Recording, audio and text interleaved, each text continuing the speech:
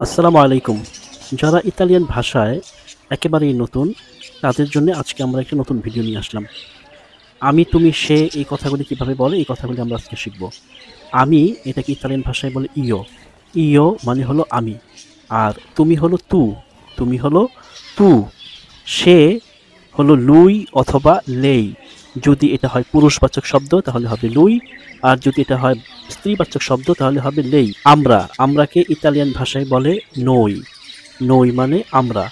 আর ভই মানে তোমরা। তাহারা হলো লরো। লরো হলো তাহারা।